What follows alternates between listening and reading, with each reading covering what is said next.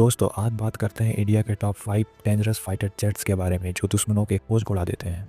First Rafale, France से लिया गया ये जेट इंडिया का सबसे एडवांस मैक 1.8 स्पीड और डिडली मिसाइल के साथ। सेकंड में है सुखोई 30 MKI, इंडियन एयरफोर्स का बैकबोन, रशिया के साथ मिलकर बना लॉन्ग रेंज और ट्विन इंजन बीस्ट। थर्ड में है तेजस, देश में बना made in India jet, light weight और सुपरसोनिक स्पीड में उड़ता है। फोर्थ नंबर में है मिराज 2000, बालाकोट स्ट्राइक वाला hero jet, Tej, accurate and reliable. पाँचवें नंबर पर है मिग 29, एयर कॉम्बैट का एक्सपर्ट, हाई एल्टीट्यूड पे हाई डिडली परफॉर्मेंस देता है।